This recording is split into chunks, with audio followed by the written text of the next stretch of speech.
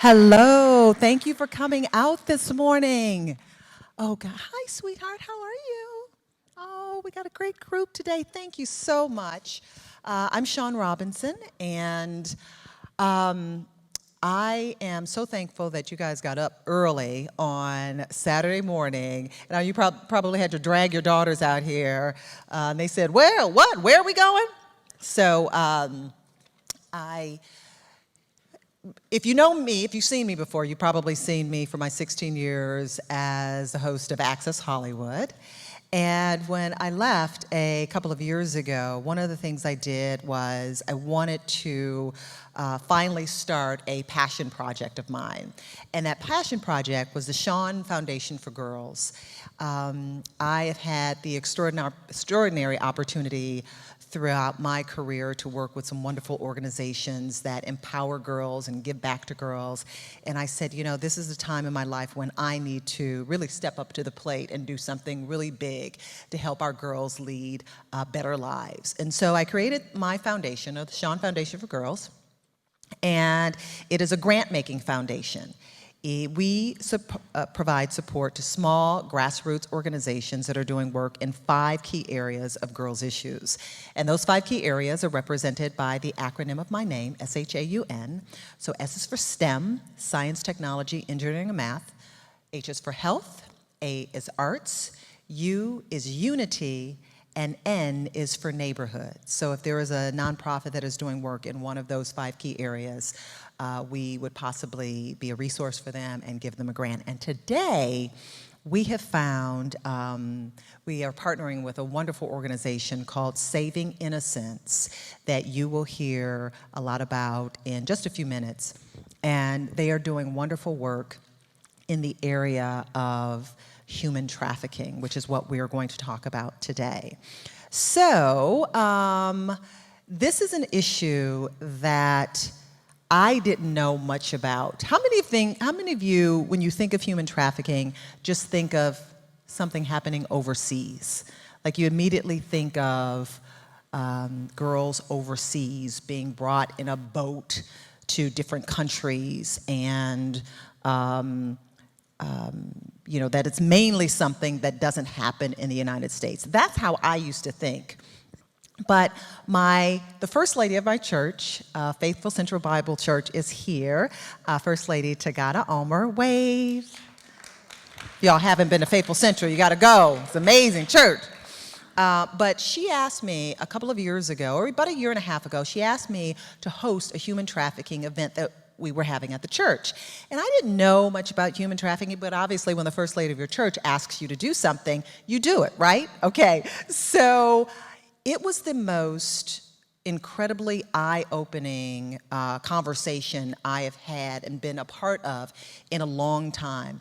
What we realized during that conversation was that human trafficking is happening to girls right here in the United States, right here in California, right here in Culver City, right here, right under our noses. It's something that could be happening in your own home and you not know about it. So I decided when I launched my foundation that I was going to kick things off in my hometown of Detroit, Michigan. And there we gave a symposium sort of like this, and we talked about human trafficking. And I was very fortunate because I had a great partner in the Ford Motor Company that enabled me to put on this amazing event in Detroit and also here today in Los Angeles, and we're going to hear from them in just a moment. As a matter of fact, I might call them out right now. I might switch up the program. Danielle Rodriguez, I called you out early. Danielle Rodriguez from Ford Motor Company, Ford Motor Company Fund. They have been absolutely incredible about really putting their power behind community events like this one that we're having today. And they have been so instrumental in me being able to get the word out about not only my foundation, but the work about human trafficking. We are having another event in Atlanta, and hopefully we can take this all around the country. And Danielle has been Just so amazing. I just love her so much. So Danielle, can you tell us, just speak to the audience today about why Ford is involved in this particular conversation and why it's so important? Well, good morning to you all. At Ford, we believe that making the lives of people better in the communities where we live and work, we must invest in their safety and education. So obviously, when we heard about what you were doing, we definitely wanted to be a part and spread the awareness and, let people know about this growing epidemic that is impacting our communities. Exactly.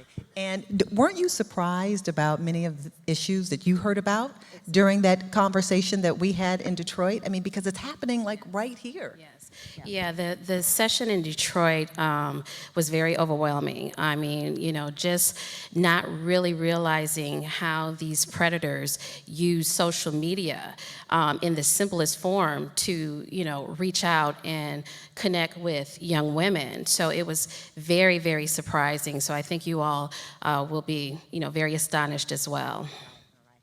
Thank you very much, Danielle, from the Ford Motor Company Fund. We really appreciate them. And how about the Nate Holden Performing Arts Center? Have you ever been to a performance here? See, I love it. This is a beautiful venue. Please come out and support the wonderful performances that they have here. I'm just so honored that they allowed us to have this event here at the center and here in the Ebony Theater. It's just a wonderful. I'm just like really super excited. Okay, let's see. Okay, we're going to kick things off just because I love music. I'm a Detroit girl from Motor City. I wanted to give you a little bit of entertainment because we're going to have a heavy discussion. So I wanted to give you a little entertainment. Oh, and all of the young ladies who come in, we've got T-shirts for you today. So make sure you have a wristband. We have T-shirts and journals for all of the young women who are coming out today. So I'm very happy about giving those away. I designed them myself, so make sure you guys wear them, okay? So I am kicking things off today with a Spelman sister. I went to Spelman College, and a Spelman sister of mine. Her name is Gina Loring. She is an incredible. Who said that? You know Gina? Isn't she like incredible? She's like everything. All right. She's an amazing singer, internationally known singer, and internationally known poet and artist. Just so incredible. And I just said, Gina, would you come today and kind of kick things off for us because she is just absolutely astronomical. Please put your hands together for my girl, Miss Gina Loring. Ain't I been good? I asked the Lord, ain't I been yours? I asked the Lord and he said to me,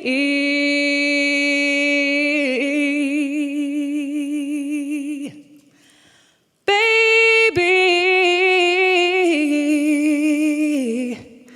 be still. Let life unfold as it will. My love is here for you. I walk with you always. May your nights and your days. So hear me and be brave.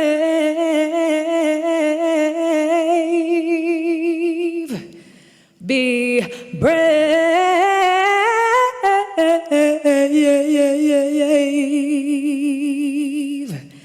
Be brave.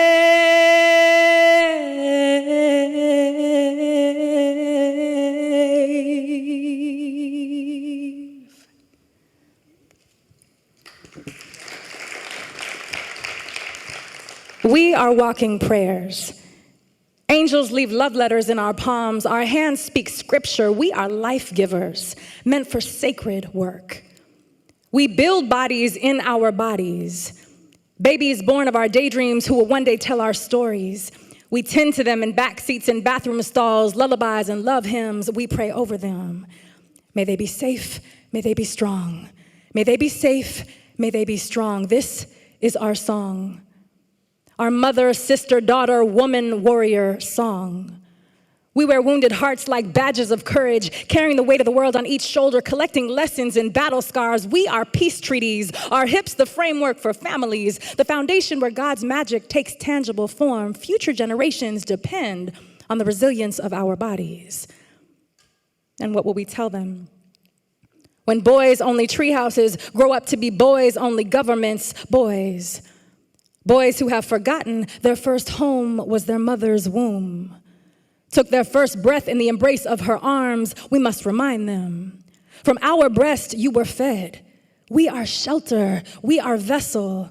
Our wombs are holy ground, so violating a woman is a violation against God, a sin against yourself, karmic suicide. We are sacred geometry, divine pyramids and astrology, not to be thrown away like pearls to swine, meant to be honored, not objectified. We were not always swayed by billboards beckoning from boulevard rooftops, Photoshop glam shots, nightclubs and hot spots, skylines laced with man-made messages, morphing our self-images into warped anorexic fantasies. A gender-biased consumer agenda has us grooming for days.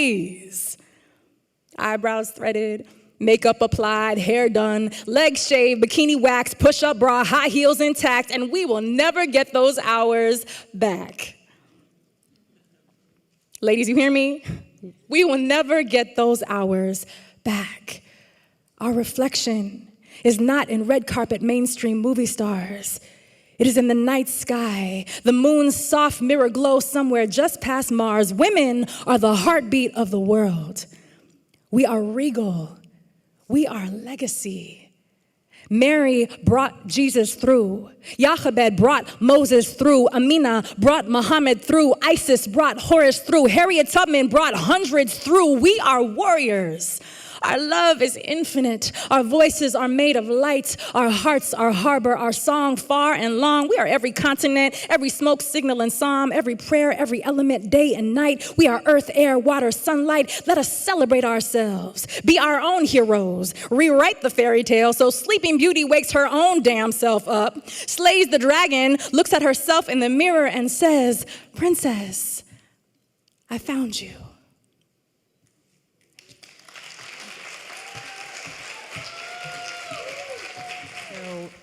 Let me introduce our panel.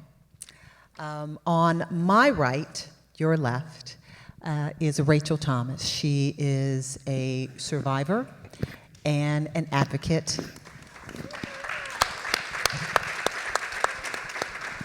Women's and girls advocate. Next to her, we have Jessica Midkiff, also a survivor and advocate for women and girls. To my left, Kim Biddle, CEO and founder of Saving Innocence. Joanne Pera, supervising deputy probation officer for LA County. And Tracy Webb, a former cybercrime prosecutor. So thank you. We have a wonderful panel, and we will have a Q&A discussion towards the end of the conversation. And I want my volunteers to keep me on track in terms of the time. If you can tell me when it's 11:30, then we will make a shift in the program. But Rachel, I'm going to start with you. You have an absolutely extraordinary story, and I'm sure that you can identify with this young lady with many of the things, although she was very young. She was 14 years old. What can you share with us about your story? Well, you know, like every survivor, every person, right, we all have so many things in our past, and specifically with survivors of sex trafficking, no two stories are alike, but we often have the same trials to overcome. And so in my story, I, like her, you know, came from a stable home. I have a wonderful mother and father, upper middle class, from Pasadena. Any Dina in the house? Hey, okay. So, yeah, I was given everything that I needed to have a happy, safe childhood. I, in high school, played volleyball. I ran track. I graduated with a good GPA, got into the college of my choice, which was Emory University in Atlanta, Georgia. And it was there in my junior year, right after I had turned 20 years old, that a man approached me. And he said, "You are beautiful. Has anyone ever told you you should be a model?" And so, I'm like, oh, wow. I was flattered by the compliment, but I had heard that before. And so in high school, I had tried out modeling, and it didn't work out. And I realized that it was an industry that I didn't want to be in, and I wanted to be a teacher. So I told this man, thanks, but no thanks. And I continued dancing with my friends. And then about 30 minutes later, a girl came up to me, and she was my age, and she was beautiful, and she was friendly, and she said, I'm here with that guy that approached you before, Mike, and we have just been looking at you all night, and we really think you have potential to be a model. He's the #1 agent in Atlanta. Just come talk to us. And so when I went over there with these 2 models and this guy in a 3-piece suit with business cards and a charming smile, he sold me on jump-starting my modeling career. He said he wanted to invest in it. And so I took his card and gave him a call, and 6 weeks later is when I found myself in the pit of human trafficking. And there was nothing that made you think at the time that this was somebody who meant you any harm, because there was the woman, the young lady who approached you first, and unbeknownst to you, she was actually being trafficked herself. Right. From him. So so he already now has made the introduction. How did it actually start? What were looking back now, what were the first signs that something was really wrong? Well, one of the first signs to always look for is when somebody is offering you something for nothing. And he made promises. I'm going to pay for your first photo shoot. I'm going to get your first set of comp cards made. I'm going to get you a paid modeling gig within a month. And so just making a lot of promises. And he made good on those promises. So the weekend after I met him, we had our first photo shoot, and he kept up the nice guy image. It was very very well. nice to you, right? Professional photographers, hair and makeup artists, and it was a professional shoot with the backdrop and the lighting and the rack of clothes, and just like America's Next Top Model. And after that, he got me a paid modeling gig, and it was in a music video. But the way that happened should have been another red flag, but since I was naive and I had never heard of sex trafficking, I missed it. So when he called me and said, "Hey, I got you a paid modeling gig," I said, "Oh, cool, what is it?" And he said, "Well, it's a music video." And I said, "Well, I don't really want to do music videos. I'm thinking more of print or runway." And that was the introduction to his not taking no for an answer. And so, but he was very subtle and sly. And he said, "Well, you have to crawl before you can walk. And so you have to start somewhere." And he said, "This is a Grammy Award winning rapper, and this may not be where you want to start, but crawl before you walk." And when I said no to the music video, after about 20 minutes, he used everything that he could to convince me otherwise. And that was one red flag that I overlooked. That he was really pushing you despite your reservations and despite your own desires not to go in that direction. Right. He was insisting that was the best route to go. So what was the first encounter that he forced you into? Or did he make you think that you were doing this because you cared about him? Or how did he actually... because there are a lot of parents out here, or even young ladies, who would say, "Oh, well, as soon as somebody asked me to do this, I would say no." But these guys are such professionals at what they do. Right. Tell us how he actually, got you engaged in the trafficking. And you're so right. Manipulation, if they're good at manipulation, you don't know you're being manipulated. Right. Because then it's not manipulation, right? So he used an approach that I've now coined the CEO trafficker. And we'll talk more about, the Romeo, that you think it's your boyfriend or he loves you. So he presented himself with, a business opportunity for me. So there was no romantic relationship. Right. It wasn't, do it because you love me. How it started with that was after I did that first music video, and he had me fill out a W-9. And so this is just a tax form that when you work any job, you have to fill out. And so on there, he asked me to fill it out, and so I put my full name, my permanent address, which is my parents' home address in Pasadena, my current address where I was living with my best friend in Atlanta near campus, my social security number, and some other information. So he had every piece of information about you. I just handed it right on over to Yes. him, and on this tax form, assuming that he would hand it to the director of the video, Right. and I'd receive a check in the mail. That was another red flag, being too Yes. trusting, giving way too much information to somebody I had only known at that point for 2.5 weeks. And so after that, it was more of the, well, you know what, you have a promising look here. You've gotten a lot of great feedback when you were on set. We have to raise money for your modeling career. And one way to do that is to become an exotic dancer.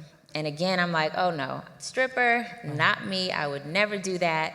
And another red flag, not taking no for an answer, but in a very subtle way. So it was, I don't know what your perception of strip clubs are. Maybe you have it wrong, but, I'm sure you wear bikinis at the beach, and the night I met you, you were dancing on the dance floor. This is all that is. There's no private rooms. You don't have to do anything. Nobody's going to touch you.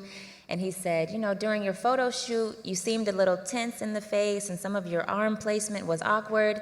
And I think you could really use some practice being the center of attention and learning your body and being comfortable with people looking at you, because that's what modeling is. And he was so crafty at presenting it as, preparation for this career, Right. As a model. And he said, just try it out, and if you don't like it, you could leave early. And he said he was good friends with the bouncers, and that the other girl that I had met on the first night worked there, so I would have her to show me the ropes. And he just made it seem very casual and, my choice whether I wanted to take it or not. And so I tried it out, and I did make a lot of money. You did. How much were you making? I hate to give that piece of information, Okay. because this was That's in okay. Atlanta, and But it was enough for you to say, "Oh wow, this can pay the bills. This can, buy me a Yeah. decent life." Because Yes. I'm cognizant that even as I share my story now, and people know that it ends in sex trafficking and it Yes. ends in suicide attempts and it ends in all the hell that is, money still seems like something that makes it halfway worth it. Right. Right. Like she said, she made $800, and I'm sure somebody in the audience Yes. went, ooh, 800. And Right. so when you're thinking of it in those terms, you're not thinking of the damage to the soul. Absolutely. Absolutely. So where is the connection? Yes. So where is the connection, Rachel, between him luring you and grooming you to actually engaging, So after about 2 weeks at the strip club, so now I've known this man about 5 weeks, we're headed to an industry party, a mixer, and he is in the passenger seat of the car. Michelle, the other model who was his bottom, who helped to lure me in, was driving, and I was in the back seat. And a song came on the radio. And the trafficker, Mike, who I thought was a modeling agent to that point, said, "Hey, I like this song. Who sings this?" And for whatever reason, Michelle didn't respond. I don't know if the music was too loud or she was just zoned out. But from the back seat, casually, I said, "Oh, it's Maxwell. It's called Lifetime." And Mike got so enraged, and he reached over and he slapped Michelle so hard that her head hit the window, and he just started yelling at her, "Don't you ever effing ignore me, you B!" And he just flipped into this crazy person that I had never even seen a glimpse of before. And Michelle was just very apologetic, and she wasn't surprised, but she was just apologetic and, and crying. And at the time, I thought he forgot that I was in the back seat and that I had just witnessed domestic violence, and that must be his, girlfriend, and they're more than business partners, and, this is a Lifetime movie, and I don't want nothing to do with it. And so my plan was to just step away. So I made it through that night, but the next morning, I called Mike, in my sweetest voice. And I said, you know what, Mike? Finals are coming up in school, and I appreciate all you've done for me. And I just think I'm gonna put things on hold for now. And if I wanna pick back up with this modeling thing, I'll call you. And he was silent for a moment. Then he said, bitch, I own you. You're gonna do what I tell you to do, or somebody's gonna get hurt.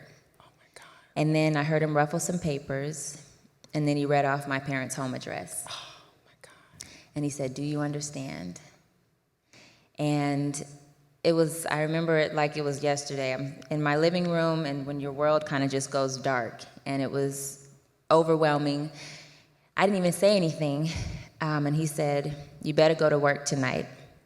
And he said, if you don't go to work, I'm coming to you. And I knew he had my address also from that same paper that he had kept instead of turning in. And so in my living room, I'm thinking, what do I do? And this, if I could go back in time, I would have gone for help. But in that moment, never heard of human trafficking. Right. He didn't do anything to me except, you know, right. call me the B word. And I'm like, well, do I call the police? Are they gonna respond to that? You know, people make threats all the time. He hasn't done anything, so I didn't know where I could go. And so I went to work that night.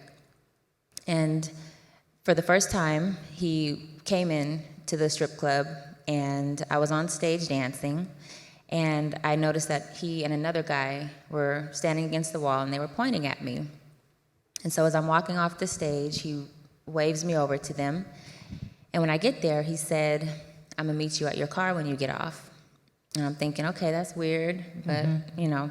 So sure enough, my shift ends at about 2 a.m., and you know, put on my regular clothes, and I'm walking to my car.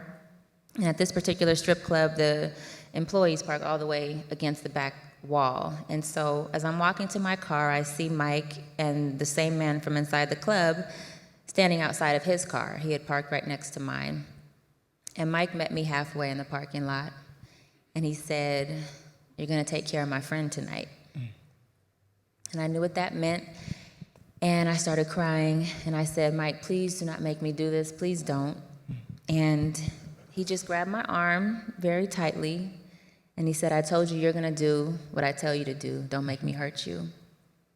And he walked me back towards the car. The other man got into Mike's back seat. Mike opened the door and kind of threw me in there. And that was the first night that I was forced into human trafficking. And that began how long of a, you know, time where you were forced to be into trafficking?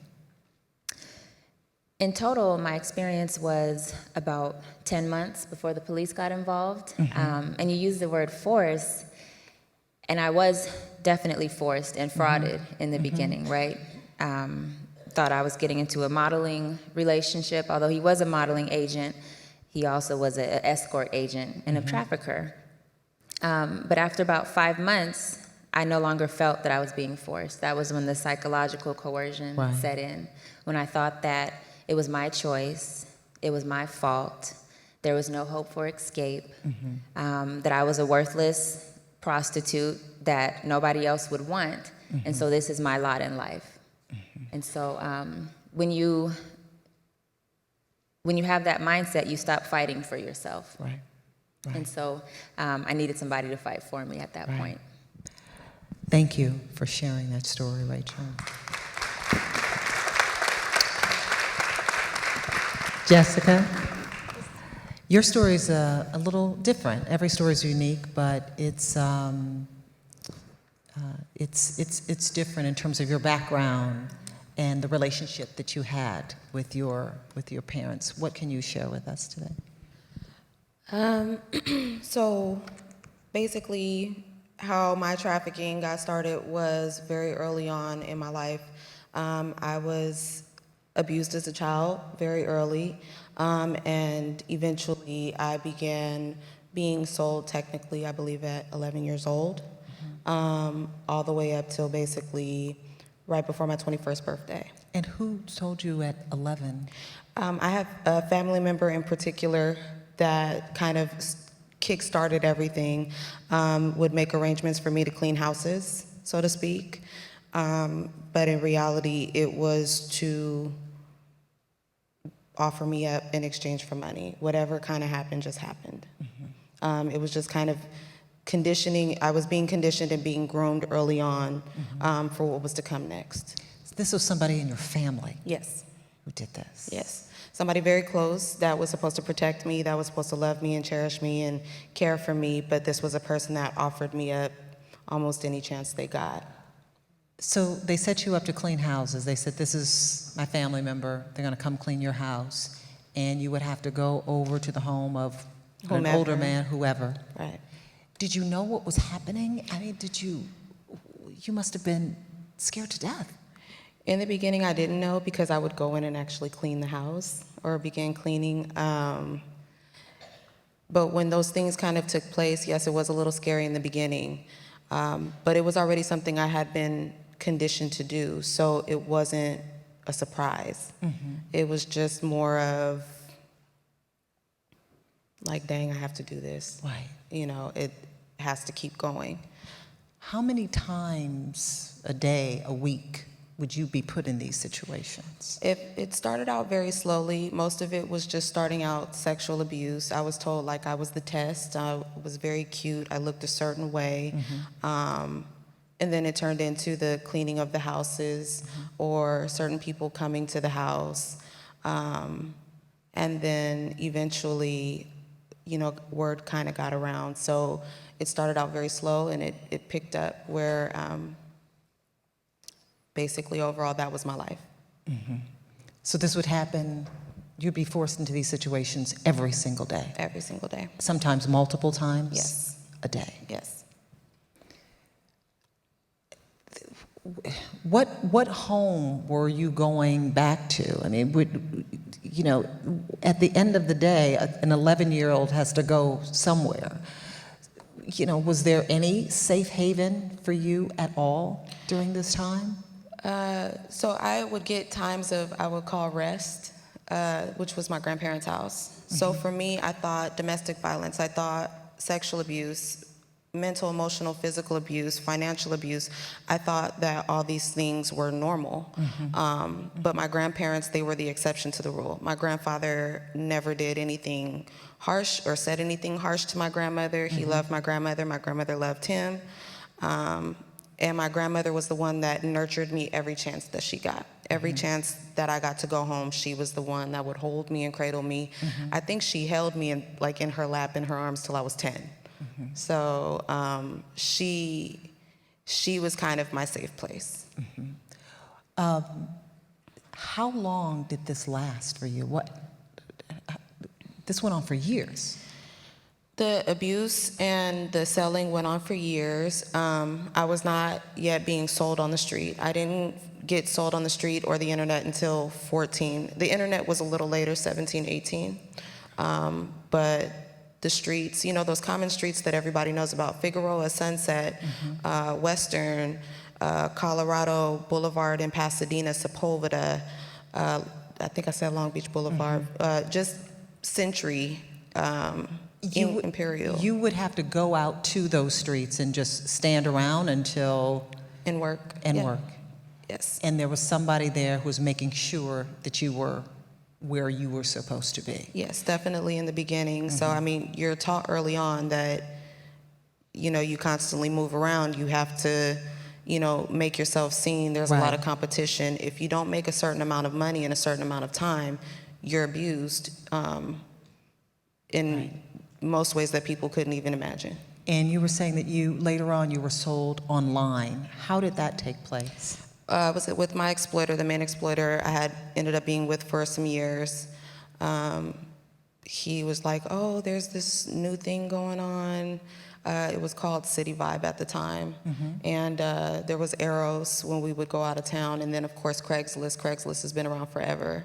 And so he was like, let's just post some pictures and see what happens. And So they posted pictures of you on Craigslist. yes.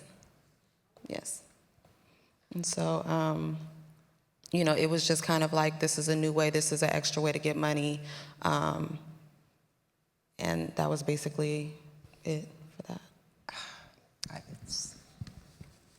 Thank you, Jessica. I've been on, how many have been on Craigslist before? I've been on, you know, it just is, I don't even know the words to it, Kim. And you see women like Rachel and Jessica every single day, but saving innocence. And I've this known is, Jessica for so many years, so it's just like, and Rachel too, you know, Yeah. it's just like, and I know their stories, and I've heard their stories so many times, but I just cry every time because, I mean, can we just give them a round of applause for their heroism of being who they are today? yeah, it's, It's beautiful. and what's interesting is the backgrounds, the different backgrounds. First of all, there is no such thing, and Tracy's going to talk about this, there is no such thing as a child prostitute. Right. It's not. When you see somebody, a woman standing or a young person standing on the street, they are forced to be there. It's horrible. It's absolutely horrible. Yeah. And then in Rachel's situation, you know, come from what we call a good home, and I'm sure her parents at that time were just, never knew what was going on. And so it can happen to anybody. I can. Tell me, you know, your experience. You started, you founded Saving Innocence. I did. Tell us why you started it, Yeah. and what are the stories that you hear on a daily basis? Yeah. So, like the background of why I started this was, you know, growing up, I also am the victim of multiple counts of sexual abuse, date rape, friends of family, and my track coach. It was just, you know, it was a part of my history. There's something that happens, I think, when you're victimized as a child. Predators almost can sense your vulnerability and will seek you out. And so it becomes this pattern. And so because I was a child when my sexual abuse began, it became a pattern in my life. And my track coach in particular, you know, that was actually the only case that I went to court for to prosecute him.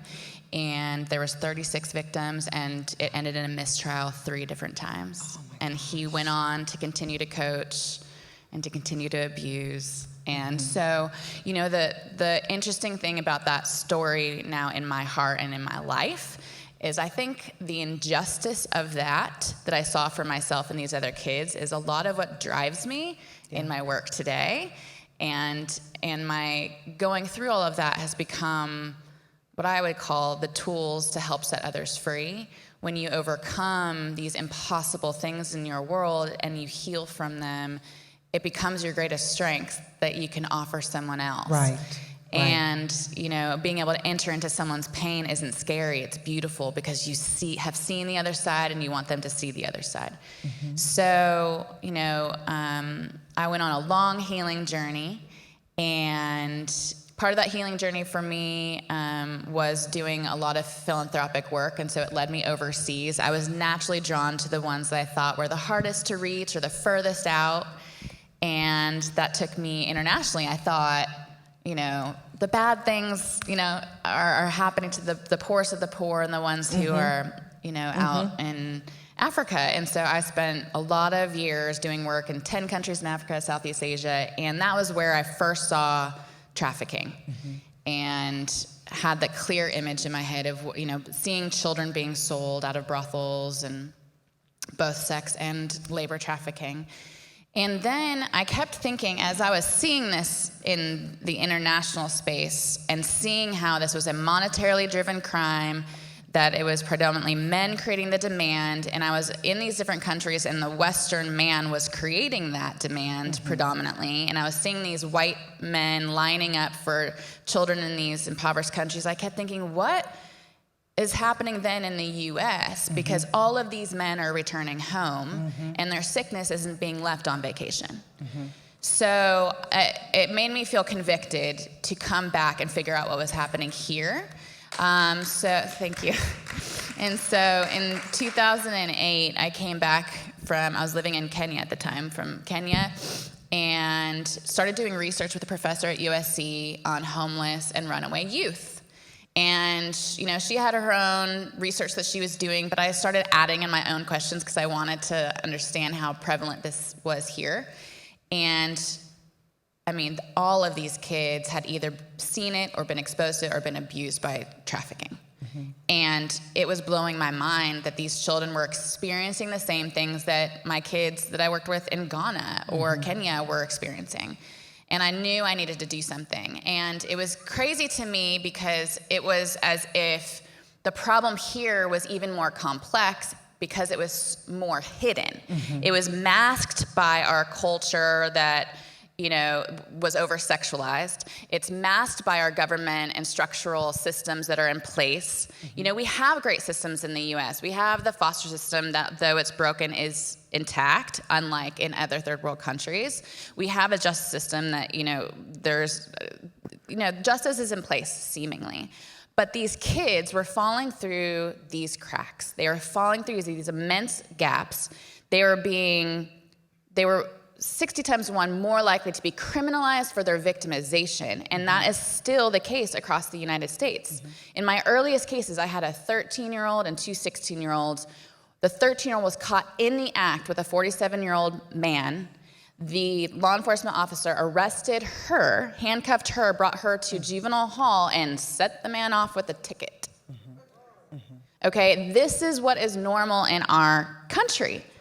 And this is what is still the norm in our justice system. We're not only hearing these stories do we understand, yes, there is no such thing as a child prostitute, not just because of the obvious force and coercion that it would take on a child, but under our law, a child under the age of 18 is too young to consent to sex. Why is it that when someone is getting paid for her exploitation, that it becomes categorized under a different name that is not acceptable? Our legal system is set up to say that she is too young to consent to this abuse. Right. And I want to come back to the point, I'm going to get Joanne in here, but I want to come back to the point of you see at Saving Innocence so many different women, girls come through your doors saying that we need help. And I want to talk about the resources that you provide them. But I'm going to go to Joanne now as a probation officer. You've seen the shift between thinking that many of these young women are prostitutes and now realizing that they are actually victims, and victims who have been lured and, as Rachel said, are being forced to do it. Even though there might not be physical force, they're still being forced to do it because it's a psychological force. Right. We first recognized this. We've always had, in our justice system, in our juvenile justice system, we've had girls that have been arrested for prostitution. And they were in our juvenile camps, they were on probation, and it was just categorized as that, prostitution. They were actually arrested for prostitution. In 2011, maybe 2010, when this was brought to our attention, my director was asked to sit on a committee, and it was about human trafficking, and she said, well, what does this have to do with probation? They're not in our system. And then once she became educated about the coercion and the force and the manipulation, we started to think back, and she said, wait a minute, these are the girls that are in our system. They are not criminals. And so we have reframed that since then and been doing work. I think we're 6 years into it, and it was just not being educated. Right. Just not being educated. We put a unit together. We started to train LA County. We started to train internally, and it's brought us, a long way. We've gone from, now this year, the law has changed where you cannot arrest a minor for prostitution, but we started this movement and we started this program a few years ago where probation and DCFS made an agreement with law enforcement that if you recover a victim in the street, that we would step in and provide service instead of arresting. Right. There we go. So when we're talking about crimes, when we're talking about violation of the law, we're talking about a crime of human sex trafficking, where we're talking about after drug dealing, human trafficking is tied with illegal arms, as the second largest criminal industry in the world. We're not talking about our country now, we're talking about in the world. And so next slide, or next click, if you will, down here, and it's also the fastest growing. So it's not going away, even though we all are doing a very good job of working together, and law enforcement has finally tuned in, as you heard. And let me just say this, and Emily, if you can go a little bit faster, because we want to make sure we get as much information in as possible. You can go to the next slide, but this is what we learned, that drug traffickers, and is this not correct, Tracy? Drug traffickers are getting out of drugs and into the sex trafficking business because it's harder to get caught, because they're not going to testify if they're afraid of you, that you're going to kill them, okay? And I understand that, I'm not sure if it was, Tracy, I think it was you who told me you found that you know of a guy who had 4 girls working for him, and he made $1 million a year tax-free? Sure, upwards of $900,000, $900,000 a year. Because think about it, if you're selling drugs, you're selling a bindle of crack cocaine, that's going to be 10, 20, 30 bucks, depending on where you are. and it's gone, exactly. And it's gone. You're selling a child for hundreds of dollars multiple times a day. Which business model are you going to pick? It's a very lucrative business. Next and like slide, Shaun Emily. said, tax-free. Right. Adding this piece of the internet. Because initially, as you heard earlier, there were sort of the traditional ways of trafficking. And then we added the internet in there, and we get a whole new mechanism for marketing, if you will. Next click. So we got 80% of trafficking involves sexual exploitation. You guys already know that. The average age is 15 years old in our country. In LA County, it's 12, the latest stats. And there we have that stat for California. LA, San Francisco, and San Diego, the top 3 in the country. Okay. And next slide, Emily, please. There we go. And 70% of those kids now are sold online. And let me just stop you, son. When sold online, a girlfriend of mine was telling me that her daughter, her 14-year-old daughter, has a little PlayStation, little PlayStations, and I didn't realize this, maybe parents do, that you can chat while you're on the PlayStation. And her, I think she was maybe 12 at the time, a 12-year-old daughter on the PlayStation, a man starts chatting with her. Oh, how can you send me a picture of yourself? How are you doing? And you can tell that he was an older guy talking to a very young girl.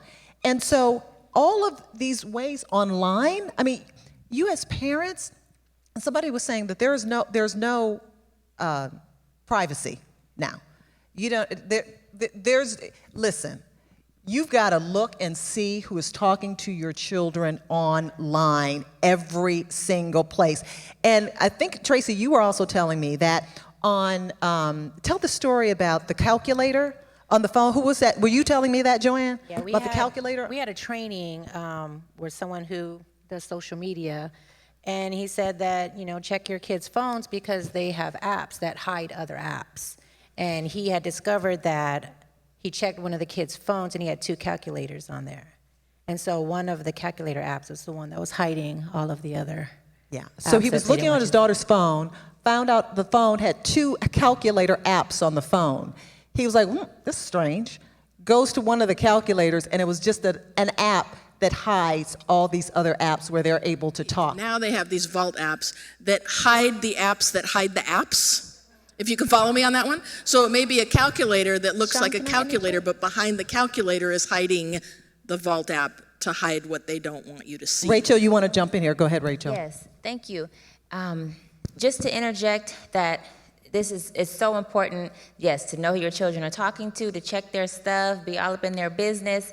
And I also think equally as important, and when I have the opportunity to speak to parents, is to be that approachable parent that your kids feel comfortable going to. Because in my own story, when he was trying to talk me into exotic dancing, when I had little questions, I didn't have the type of relationship with my mom where I can call and just say, hey, this guy wants me to be a stripper. She would have been on the next plane, with a belt, like, get off, And so just having that relationship, being approachable, telling your daughter that there's nothing you can't talk to me about, telling your son that there's nothing you can do that I won't still love you. Right. That goes a long way, Yes. too. And also, I think, Tracy, you were also telling me, how many parents here know the majority of your child's friends? Okay. How many of you, well, keep your hands up. How many of you know the majority of your child's friends? How many of you know the majority of your child's friends' friends? Do you all know the majority of your child's friends' uncles, brothers, cousins, neighbors? Go ahead. Actually, I do. You said I go to the family's houses. I know mostly everybody that lives in the house. If I haven't seen them, I will end up eventually seeing them. It's just a matter of, I don't hover over my kid like, you better tell me who's in there, what you're doing, who's doing what and what not. It's just like, hey, I want to go in here and meet them. Maybe we'll have something in common. And I talk to some of my kids' friends and friends' parents. I've been to their houses. We've hung out. We've done things with the kids together. And my child's completely open and okay with me knowing who's who. But it goes back to even what Rachel was saying too. I'm not gonna be the judgmental parent or the harsh parent. I'm gonna be the parent that's gonna give you the real, but I'm gonna accept you wherever you are. And my daughter's 16, and my daughter's doing very well. And her and I have a very solid bond. She knows I don't play that, but she also knows I love her. So At the end of the day, people will do things for money. And if they know, I mean, if the millions, the billions of dollars that Craigslist gets from the way that their site operates, as well as other websites like them, Backpage, I mean, there's a lot, you know, they see dollar signs that, you know. And they fall back on the Constitution, on the First Amendment, on we have this right to make money. And I can tell you a quick story. We did a law enforcement training last year specifically with Craigslist. And so there were probably 80 of us in a room with laptops in front of us, 80 laptops, on Craigslist doing an undercover operation, literally in that room talking to people on Craigslist who were looking to buy or sell children. And so we spent a week, a really long week, watching this happen. And I had a detective next to me from Seattle who had 7 conversations going all at the same time for different people who wanted to buy and sell on Craigslist, which is a very obviously conventional site. We've all been on it. We had a law enforcement officer who's one of our partners say that they posted something in North Hollywood, and they purposely will post something to suggest that it's a child, like, you know, very young, new to the scene, unexperienced, you know, all the code words that signify young. And they had over 300 hits within an hour. People seeking that out. Oh, and that's the same experience we had. And the undercover That's operation. just one area of LA. Yeah. That's just one little city of LA. I mean, the prevalence of this is, I think, at the end of the day, what we want everyone to really be able to take home is that this is common. The sexualized culture and the demand for this has gotten out of control. And our children need to be aware because it is not safe. And these men, predominantly, who are the traffickers, are very smart. They're coercive, they're manipulative, they know the game, they know what to say. This is a business. So as parents, as good citizens, we need to be smarter than the predators. Right.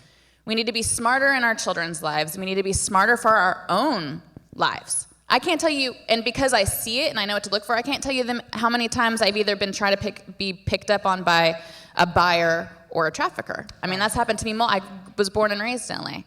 Like, it's happened so many times. It's common. And Tracy, as you said, and as Rachel said, the traffickers don't have a neon sign on their head to say, I am a trafficker. They're suave. They're charming. They're charming. They are able to make you think that you're just the greatest thing since sliced bread, and they use other girls to do it. Oh, they're very charming. I've prosecuted them, and they do not look like the creepy guy in the alley with a trench coat on. They look like Right. And just, handsome I think we have one more businessmen. slide. These are just some, I mean, the point is our kids are online, and so they want to be a model, they want to meet new friends, they want to do whatever they do, next click. And so these are very, very conventional apps out there. Omegle's a really common one for trafficking. Talk to strangers. Go on there, real online, real time, no monitoring, talking to strangers. Next and slide, they're out Emily. there doing it because that's what the kids do. Next slide. And then they're, as you heard before, they're luring our kids with money. And I had a case where the lure was Jimmy Choo shoes. How many red-blooded girls are not going to want a pair of Jimmy Choo shoes? Next slide. All sorts of different, whether it's, hair or money or manicures or shoes or purses or whatever. Next slide. That's the lure. And then they're grooming them and they're tricking them, as you heard. I mean, you don't have to hear it from me. I come in very late in the game to prosecute these guys. Right. Next slide. They're using force, they're using fraud, they're using these suave, techniques to convince these boys. And it's so boys too. It's not just girls. There are parents out here in this audience who are still saying, not my daughter. Oh, absolutely. My daughter would do. They would never think that their daughter could ever be fooled, tricked, or anything into this type of behavior. I'm sure there's somebody here thinking that. Well, let me add something. It's not just the older guy that we're looking for, because that's what we typically see, the older male, the 15, 16-year-old girl talking to a 27-year-old, a 28. They are in the high schools. The boys are in the high schools. They are. You're saying the pimps, the yes, boy pimps are in the high school. They are also being groomed to be exploiters. Wow. So they are in the high school. These are 17-year-olds, 16-year-olds, 18-year-olds. We have girls that say, I can't go to that school. My pimp is there at that high school. So they're in the high school, and so it will go unnoticed. It might look like a little boyfriend or maybe some 17-year-old or 16-year-old that your daughter's talking to, but they are being groomed just as well. Wow, that is shocking. And not to forget about and leave the boys out, because we did, we also went to a training where they did a fake ad post for a girl and a young boy, and we got almost 3 times more hits for the boy. Oh, wow, really? Than the girl. So this is not just watch your daughter, it's Yeah. watch your son too. The youngest pimp that has been prosecuted, Tracy, is there any record of teenage traffickers? I mean, there are definitely teenage Yes. traffickers. I mean, they're But who has definitely in the high actually been schools, and prosecuted? they're being groomed to Right. grow up to be, to go into that line of business. We had the case that I referred to in the very beginning, the 13-year-old and 2 16-year-olds. The trafficker was 18 by the time he got convicted. He was 19. And by the way, at 18, he posted a $1 million bail. So he was out and causing threats and getting the gangs involved, and it was a whole scenario. So by the time he got convicted, he was only 19 years old, and he got 60-something years. Right. But Is this last slide? Emily, is that the last slide? No, this one. Okay. And and what Sean said is true. A lot of you may think, not my kid. I've done a good job. I keep track of them. I know where they're going. I know what they're doing.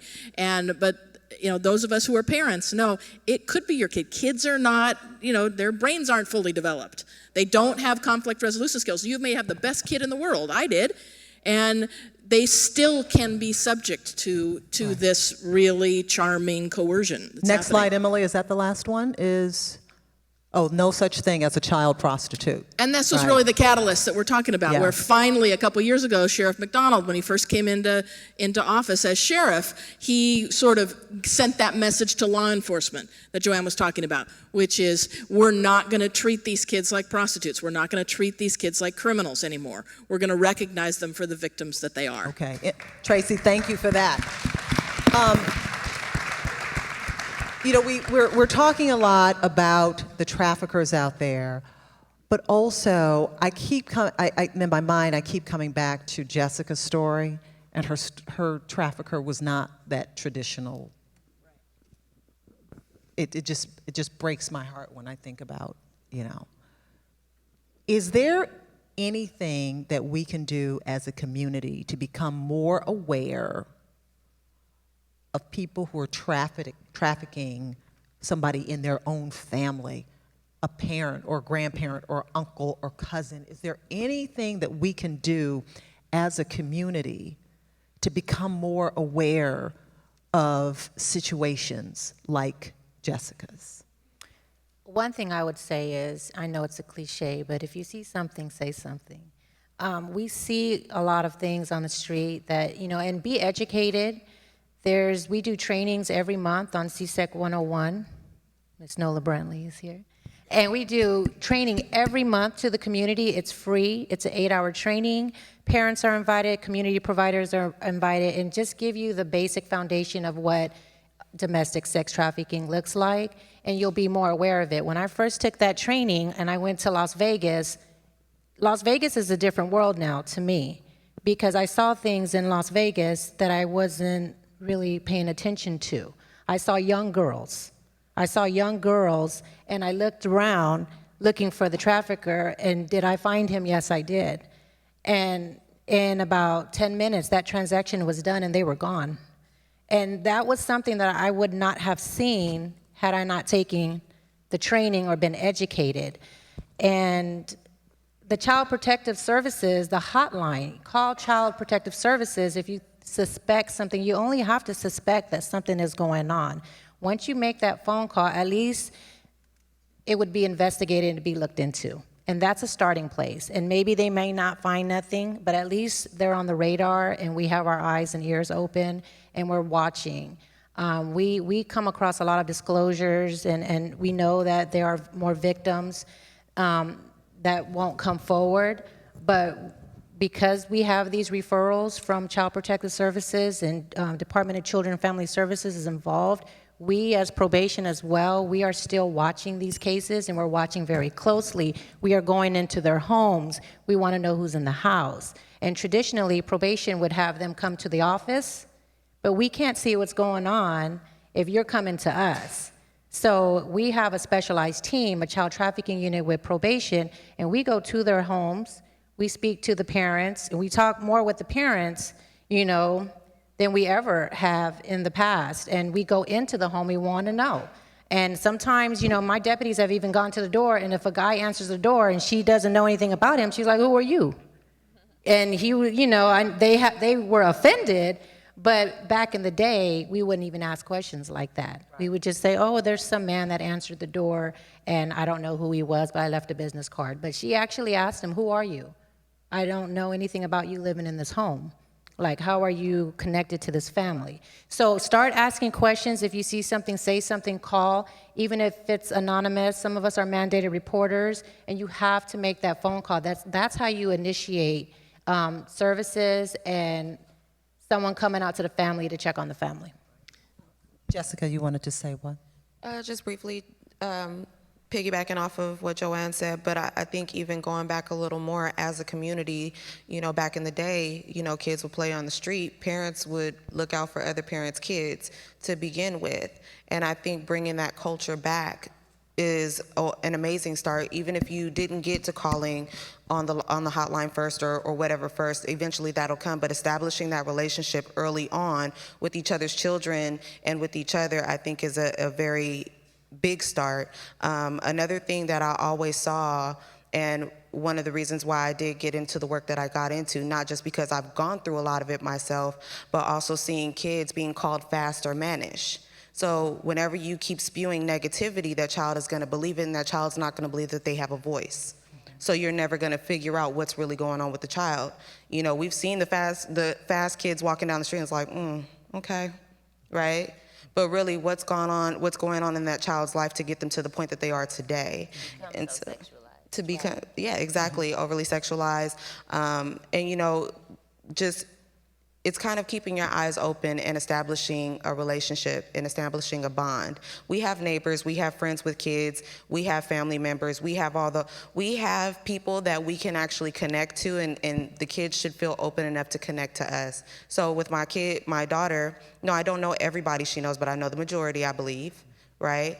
When the kids come to the house or I see them walking in my complex or whatever, I take a moment and I talk to them. I take a moment, "Hey, what's going on with you?" Even one of my daughter's friends, he gets on my nerves. He's messy. I love him, right? But he was walking around the complex with no shirt on, and a few girls were following him. I said, "Come here. Let me talk to you. I'm about to tell your daddy you know, but him and I have a really good connection and understanding. He knows that he has to, he should present himself at a certain standard because he is a king. He is somebody worth loving. He's supposed to be somebody that is to protect his queen later on in life, whatever that may look like. So for me, it's just really establishing some type of bond with the child early on. I think that will carry out. And believe me, when you establish the bond, the child will disclose eventually, and then you can go ahead and set things up in place to kind of help that child moving forward. I think real quick, Sean, the short answer to your question Yes. about awareness is more events like this, because that helps bring the community in. So kudos to you. Yeah, and the purpose in having this, thank you, it was so eye-opening when I was hosting the human trafficking event at my church, is that I didn't realize that it was happening right in our own backyard. And I remember at that event, Tagata, you will remember too, there was an officer on the panel who said that sometimes sex trafficking happens and you don't even know it because it's, for example, your daughter takes a cute picture of herself and puts it on Snapchat. And then the next night, they're like, hey, we're at the mall. And there are traffickers who take screenshots of her Snapchat and put it on another website and say, this girl is at the mall right now. You know, with this live feature, you know, the live feature of, you know, so many social media sites, we tell everybody where we are right now, you know, right now.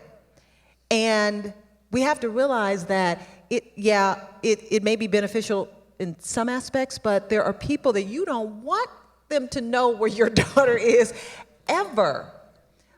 So that's the purpose, and it was so eye-opening. And thank you once again, Tagata, for inviting me to participate in that, because this is something we as a community need to band together to solve.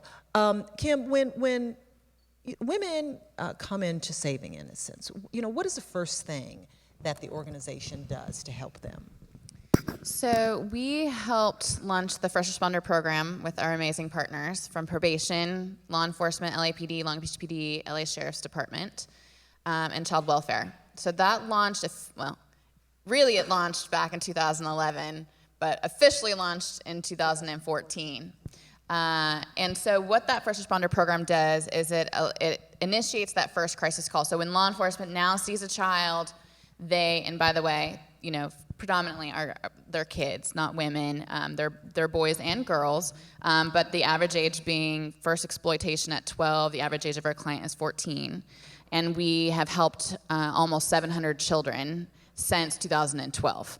So that's a lot of lives that have needed help. So through this first responder protocol, through our amazing collaborative team, the law enforcement now calls a child protective hotline that triggers our response. So we respond within 90 minutes of that phone call, 24 hours a day, 7 days a week, alongside either our probation partner or a child welfare case manager that's been assigned to her, or him. And so at that point of crisis intervention, we bring them a freedom bag that has clothing and childhood supplies, hygiene supplies, usually a stuffed animal and a homemade blanket and some coloring books and activities. And we just help that child feel safe, secure, be seen, be heard, and really predominantly our first goal is for them to have a voice. We don't ask probing questions. We are just there to love them, to hear them, to see them, and whatever they want to share is great, and whatever they don't want to share is great. And we sit with them, and they have their blankie, and you know, it's just a sense of, okay, like I'm remembering what it feels like to be safe. I'm remembering what it feels like to feel love. And oftentimes, a lot of our kids will say, I've actually never felt this feeling before. This feeling of love where you don't actually want something from me. A feeling of love that's not exploitive. I thought I knew what love was before, but it was lust or it was exploitation. I did not know that up until this point in my life. So a lot of the kids, they have such a history of abuse, even before trafficking. They don't understand the context of what I should be feeling or what is appropriate for me to be feeling. So first 72 hours is really about safety planning, doing a needs assessment, and connecting her with a long-term case manager that will be by her side or his side for years to come, potentially. We work with the kids usually a minimum of 9 months. About 20% of the kids that come through the FRP program are actually from out of county or out of state. So those kids, we help relocate them back to where they are from and connect them with services there. And the remainder of the kids, we do intensive case management for. It's a combination of relationship building and mentorship, meeting with them every week, and then reintegrating them into communities, connecting them with all of the resources they could ever possibly need and should have had before even the trafficking took place. A lot of our kids have never had a birthday party before. They've never been celebrated. They've never been told that they're worthy of love. And so that's a huge part of what we do at Saving Innocence as well, is every month we have those celebration parties. They're blowing out their first candles, making wishes for their life. They're beginning to dream again. And, we are with them on that journey. And so sometimes the kids will call us in a mode of crisis because they're having a panic attack in the middle of the night. And they need one of our case managers, advocates, to talk them down. Or they call because their crisis is they don't have a prom dress, but it's a long-term relationship from then on out. Wonderful, wonderful. Congratulations on the work that you're doing, Kim. If there is anyone in the audience who has a question, in a few minutes we're going to open up the floor. But I want to, briefly, and before we move on, I want to talk about getting out, okay? Rachel, can you share with us just briefly how your trafficking, after 10 months, in this horrible, horrible life, actually came to an end? What happened? So after months in, as I said, about 5 months in, I had taken on that slave mentality, right? That's how slavery persisted for 300 years. When somebody believes that they're not worth more, they're gonna stop, trying to gain more or to be more. So I was pretty much stuck, and I was a recruiter at that time. I had done a lot of music videos and local billboards, and he was very well connected in the music industry. So he used you to lure other girls. Right, so I had a recruiting quota. And so one of the girls that I had recruited in, she was another college student at a local college in Atlanta, and she, thank God, decided to go to the police despite all the threats, all the abuse. That was the #1 threat. If you go to the police, I'm gonna kill you and kill your parents. And so she was at her wit's end and got the courage to go to the Atlanta police, and she gave them my name and number as her recruiter, as well as Mike's name and number as the trafficker. And so the police called me and told me that I had been named as an accomplice to a trafficker, and that either I can come in and tell my side of the story, or they'd put a warrant out for my arrest. Wow. And so I went to the station, and eventually, and at first I really was so far in that mindset that I was a worthless piece of property and that this was my choice and my fault, that I didn't run to them with open arms and say, yes, help me, save me, thank you, but I was uncooperative. And after a 3-hour interrogation, they were frustrated, and one police officer said, you know what, this guy is up for 15 to life, and if you don't want to join him, I suggest you start talking. Wow. And my first words were, 15 to 30, damn, that's a long time. He wasn't that bad. That's how far my mind had been manipulated at that point. And so eventually, I cooperated with the police to avoid a charge myself, and then I was placed in witness protection, and that's when the healing started. I was reconnected with people who gave authentic love and authentic care and reminded me of my self-worth and gave me some hope. And so I eventually helped in the investigation. He was given 15 years. He took a plea. And so that's how I got out. And Jessica, how did it end for you finally?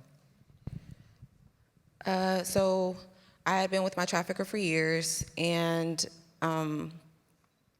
we traveled a lot. I was trafficked across state lines, and there was a time that I had been sent back from Arizona to clear a warrant, a couple of warrants out here in LA. And when I gone back, there was a girl in our apartment, and I was told she was like 18, 19 years old. Come to find out, she was actually 13 at the time.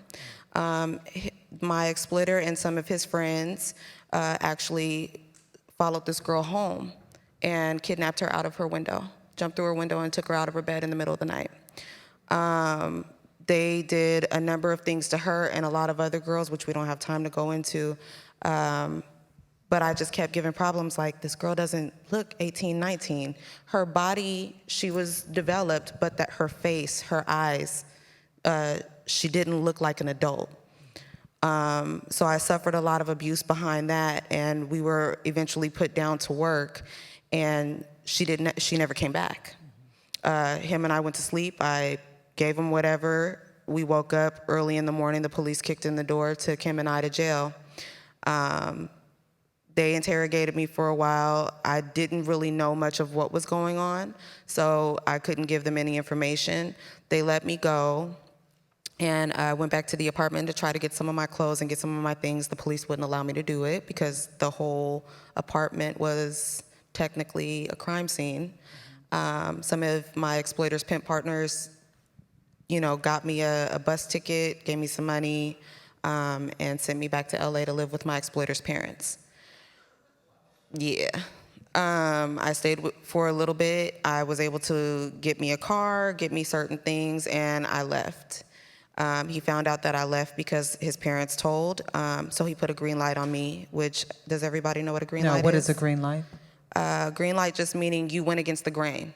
So either you told, you disobeyed, you did whatever. Now anybody and everybody can do whatever they want to you. If they want to kill you, they can kill you. If they want to beat you, they can beat. It doesn't matter. And because I was looked at property, like so many young girls are looked at as property or something just to sell, they don't have a soul, I was kidnapped for months trying to get out of the life, trying to escape. I went through a number of things of abuse, being hit by a car, being hog-tied, thrown in trunks.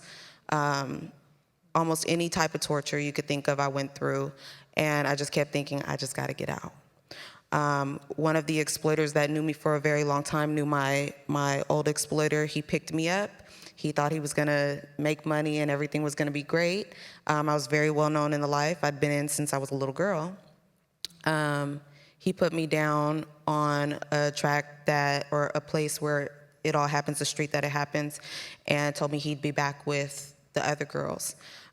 When I felt like he had left, like he was completely gone, I booked up the street. I ran into a store owner, and for the first time, I ran into a man that didn't want any sexual favor from me. He gave me cigarettes, right? Gave me money, a little bit of money. He let me use the phone, and I called my mother, and for the first time, my mother actually came and got me. And maybe 2 days later, I found out about 211, which 211 is an awesome resource.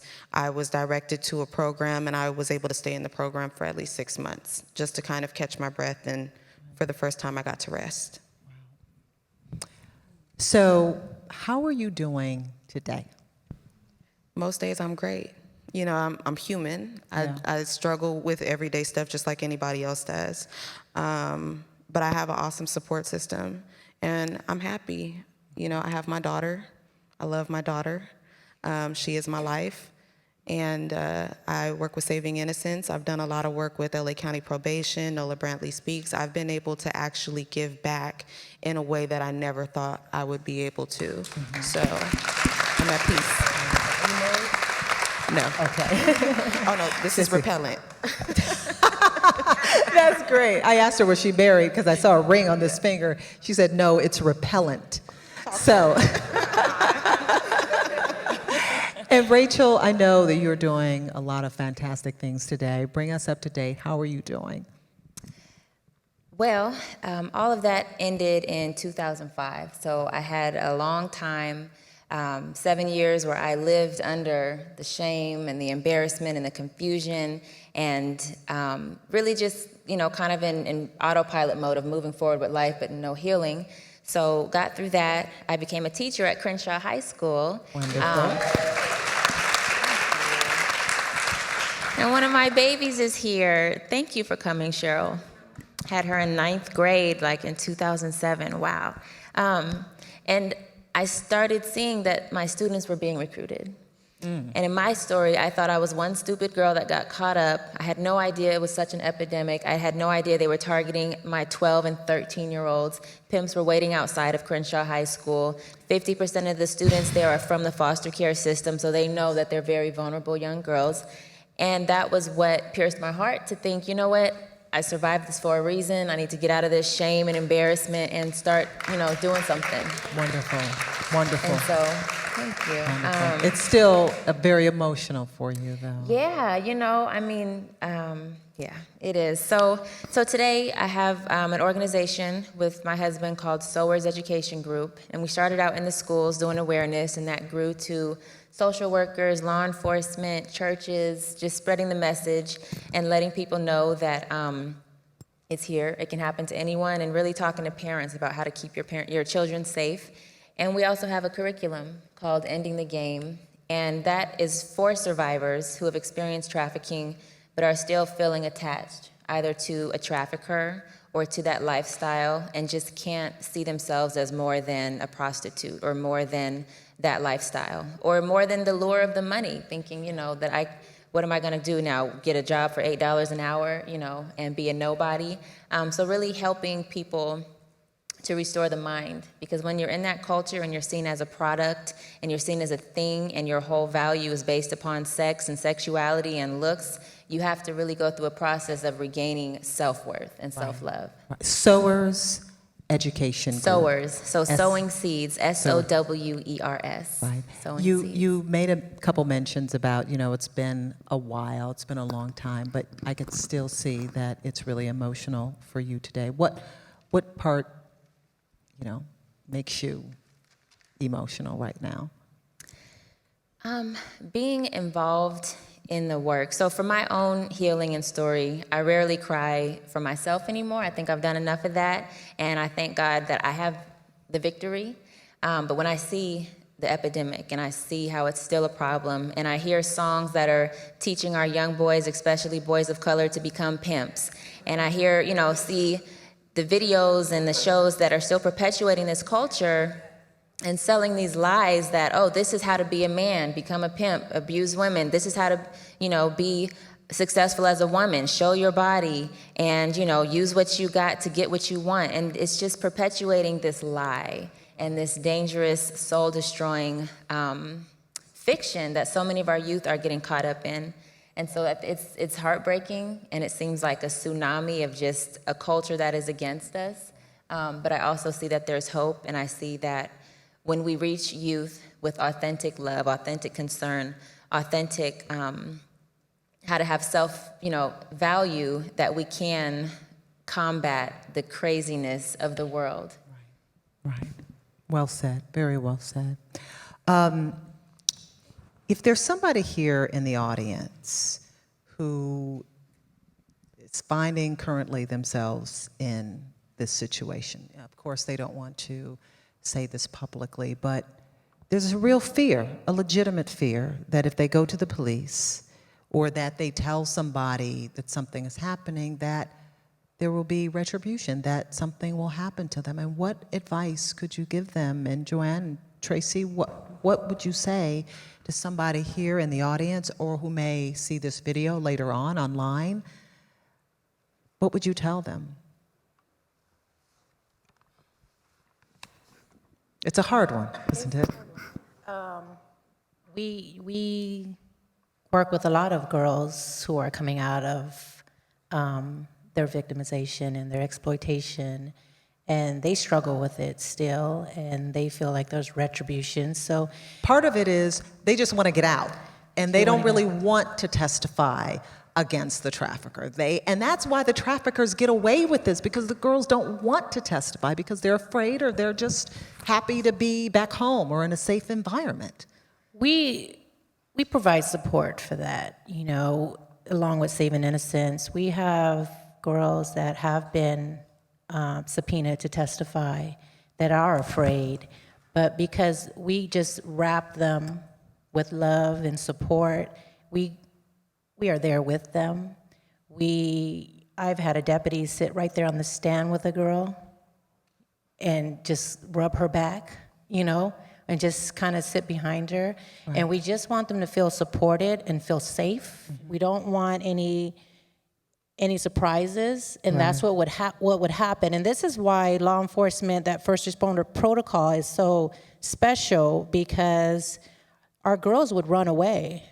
Our girls would run away because they knew at some point they would have to testify, right? So we would, you know, we could stabilize them now. You know, we can work together to stabilize them together with the advocate, and we can provide that support so they know that if anything like that comes, and we haven't had a problem with that, you know, with testifying. And, you know, I know that there's some fear of retribution, but we work very closely. We are not, you know, we've reframed juvenile justice to justice for juveniles. Right. So we've changed the way we've done our work with probation.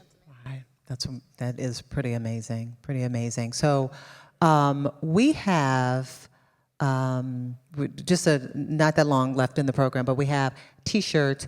I want to make sure everybody gets a T-shirt, because I stand up all night designing them T-shirts online and order them, make sure they got here in time. So I want everybody to take a T-shirt. And we also have journals from Ford Motor Company that we want to pass out, and it's in the colors of my foundation. We also have another surprise. My girlfriend, extraordinary actress, award-winning actress, and beautiful woman, Garcelle Bouvet, is in the audience. And she is here because she has a new movie coming out. I want you all to support, and we're going to show you a clip of the movie. It is about human trafficking. So she came on this Saturday morning, and I so appreciate her. I love her so dearly. She's an amazing friend, amazing woman. And please go out and support this work. And she'll give you all the information when she comes up on stage in a few minutes. But I want to make sure, is there anybody in the audience that has a question that they could ask any? Michael, hi, this is my friend Michael. Hi, Michael. Hi, Shaun. How are you today? Thanks for coming out. You're beautiful. You're Thank a gift you. in my life, and thank you for putting this extraordinary panel together. Thank you. Panel, thank you. Victims, as a dad, I'm so sorry for your pain. Saving innocence, thank you so much for what you're doing, and I want to help you not save 700 kids, but 70,000 kids. And Shaun knows that just recently we've put together the first Social Influencer Awards, which surprisingly has not been done, and that's going to be held Emmy Week, September 12th. And when the group decided on a charity, they said, Michael, what charity do you want to support? And I said, there's only one thing I want to support, and that's human trafficking. And they said, why? And I said, because I'm sick of skin color and I'm sick of religion, and I want to find one charity that all it means is that you have to have a heart. So we hope that this event will raise millions of dollars for charities. I'd like to talk to you about yours afterwards, and it will be an annual event, and I invite all of you to please attend. We'll talk afterwards. But I'm not here as a businessman or a lawyer. I'm just here as a dad. And I have attempted to do the right things with my kids, but I'm sure you've dealt with teenagers before. Ironically, I have a boy that's 12 and a girl that's 15, right in that very emotional gap. And I try to tell them every day, but for the grace of God, they could have born in Asia, Bangkok, China, India, or the South Central. Right now, I just feel helpless as a dad because I'm stupid. I don't know anything. My 12-year-old is repeating lyrics from rap songs that I would have been grounded for the rest of my life for.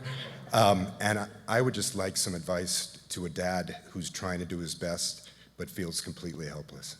And, you know, thank you, Michael. And Michael is an amazing friend. I helped the first fundraiser for the SHAUN Foundation for Girls. He opened up his home. He's an incredible philanthropist, and I thank you so much for your friendship, Michael. But you know what he says is I'm sure many parents feel that they can't get through to their kid? Because of course, when you're 14, you know every single thing in the world. And what advice would you be able to offer, you know, someone like Michael and to the other parents, you know, just to help them, you know, reach out to their children?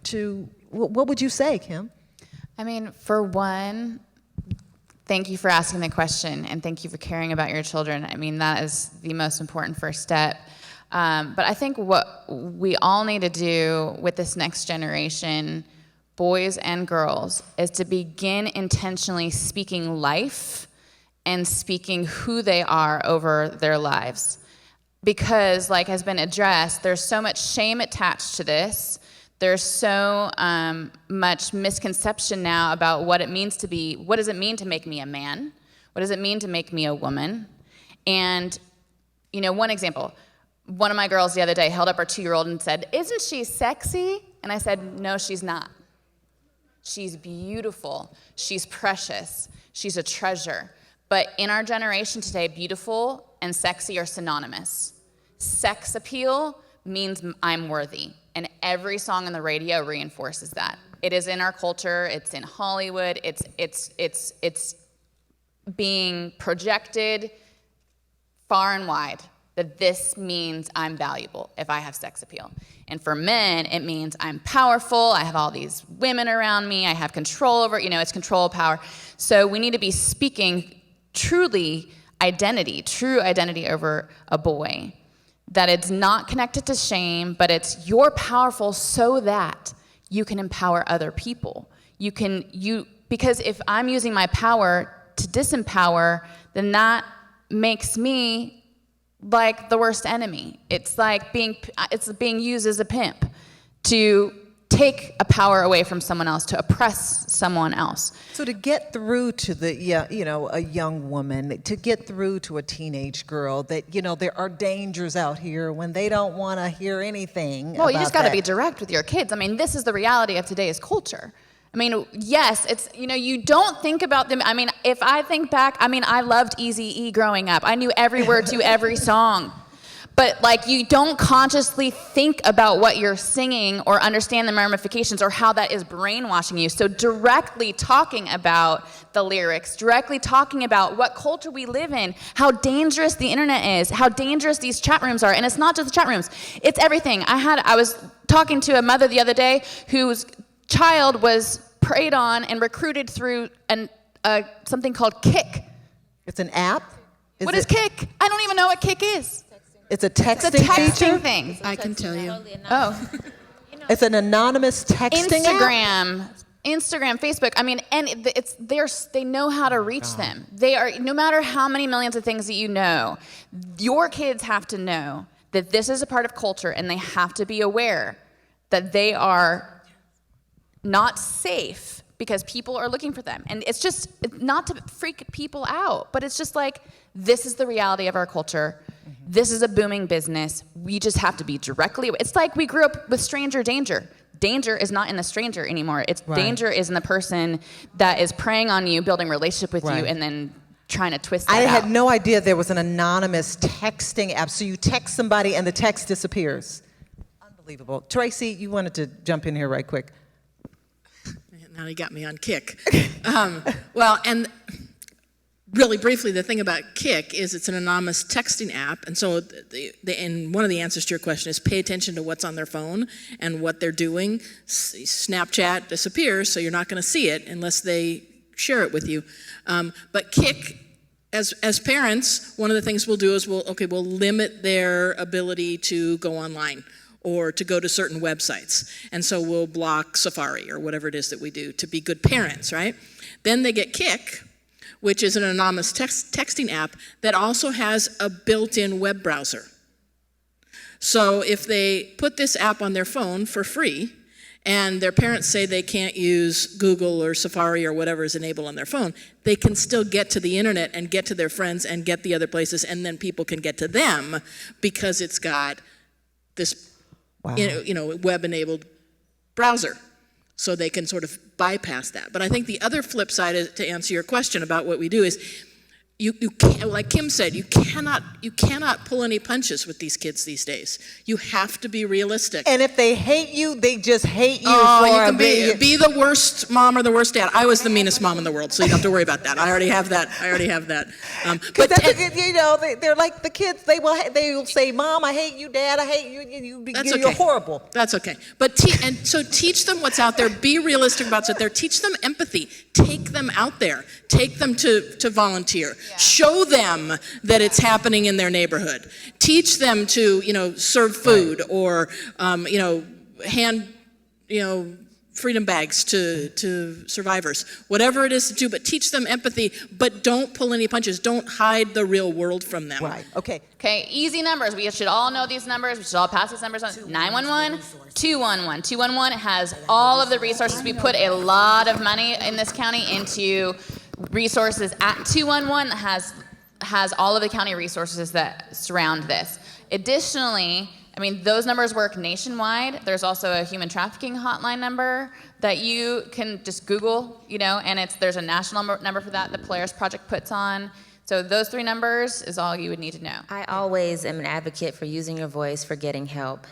Abusers will try to make you think it's your fault. They're going to hurt you. And some of these threats may be real, but if you stay stuck in that situation due to fear, you're going to stay stuck in a situation. So I would encourage your friends who, if you know that they're being abused, to tell a trusted adult, a teacher, a parent, and keep telling until somebody listens and responds. I would say continue being your friend's friend. And if they're scared of coming forward to an adult, you can kind of help facilitate that if need be. And I know that's a lot to take on. You don't have to. But sometimes, a friend just needs a friend to kind of help them get to that good adult that can help them out of that situation. And I would always say, always talk to your mom. Always talk to your mom before you make any move regarding your friend's situation, because technically it's a dangerous situation. And you don't want to get caught in it. If you and your friend are both caught in it, then what? And so I would say definitely always talk to your mom, always talk to your dad, always talk to your older brothers, and talk to those trusted adults that you know can definitely help. Can you guys at the mic just give me 1 minute? Garcelle Bouvet, would you come up here, please? And Emily, can we get ready? Don't show it yet. It's just a 2-minute trailer of Garcelle's new movie. And don't you all leave before getting them T-shirts, now I'm telling you. May I design? Hello. Hi, everybody. Hello. Please welcome Garcelle Bouvet. Thank you. And as I said, Garcelle was nice enough to come today to just talk briefly about her new movie. Tell us about it. Hi. Well, Lalo's House, the director is here, Kelly Chapman. Yes, where's if Kelly? You can just stand up, Kelly, where is she? There's Kelly. There she is. And also my producing partner, Lisa Wilson, is here as well. And the movie Lalo's House came to me because Kelly just graduated from USC. She's an amazing director. And I would love for her to come up because she witnessed a lot of what is in the movie. But we really wanted to do a movie that would start a conversation like we're having today. And I feel like, first of all, I want to say to everybody who's here, thank you for coming. You could be anywhere on a Saturday. We all have grocery shopping, kids to take around. So for us to be here is really, really important. And I'm so happy that we're including boys in our conversation, because so many times it's all about the girls, and boys are being lured as well. And the other day, I have 2 9-year-old boys, and I was giving them a shower, and they each took showers separately. And I said to Jade, I said, listen, the first one, I said, hey, your body is your body. No one's allowed to touch it. No one's allowed to do anything that you don't want them to do.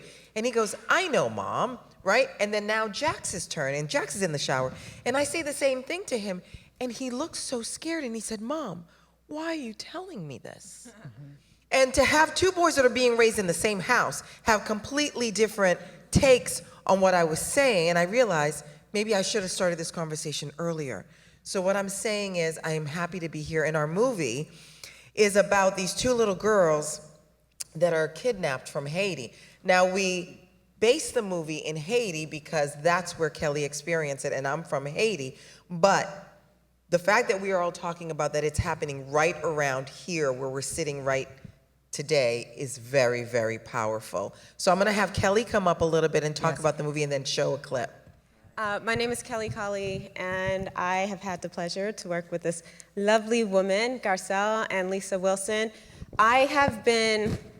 My background, I graduated from Howard University in undergrad. I went to USC for grad school.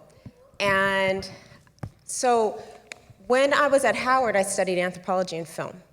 And with that, I had a lot of Haitian friends. I cared a lot about children's conditions and safety, and they're like, oh, you should really look into Restavix in Haiti, which is a situation that originated as where families can't afford to take care of their kids, they give them to another family member or something. It was originally a good thing, but then just like what everyone's been talking about here, there were predators who turned a good thing into a bad thing and started to trick young mothers into giving up their kids, and then they end up sexually exploited. So I went there to learn more about that and study about it. Then the earthquake happened. Then I went back and I happened to catch wind of a Catholic orphanage where the nun was putting 11 and 12-year-old girls on the streets for prostitution and pocketing the money. So through my research, I found out she wasn't ordained by anyone. There's a lot of controversy around her. And that footage I got me into USC. And so I've been working on this for 8 years. This has been something that has been sitting with me for 8 years. And I look back and I'm like, wow, those kids that I saw in that place that were hungry and starving and sick are probably 11 years old now, or 14 years old, and it's like I couldn't continue my work as an artist without addressing this, so I made my thesis film this story, but not a documentary, and people asked me, well, who do you want to play the nun? And I was like, well, Garcelle Beauvais. And so then I asked around, and I think we have one of my other producer friends who introduced me. Marcel, are you here? Thank you, Marcel. So it's a community like everyone's been talking about, and brought me to Garcelle and Lisa, and I love you guys for it because it's so big for you to take a chance on an upcoming filmmaker for a cause that really, really matters, and coming here and listening to all of you, and Sean, thank you for doing this. It's so important. It's so, so important, and I'm glad this is a short film, but I'm glad that there is a community, and I'm glad to look around and see that other people care too, and that we can all support each other and get the word out through our art, through our work, through whatever it is that we do, and just word of mouth, and the kids here reaching out. So I'm grateful, and I'm glad this is happening, and thank you for having me here. Thank you for screening it. Thank you so much. So there's just a 2 minute, the clip is just 2 minutes. So Emily, can you, 1 minute? Oh, just 1 minute, okay. Emily, can you roll that? Can you lower the lights?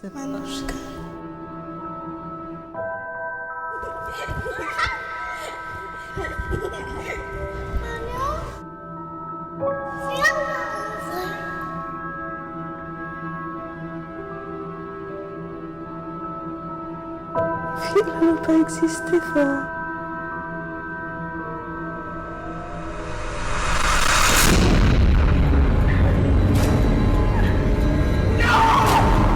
Le Seigneur, les hommes, les enfants.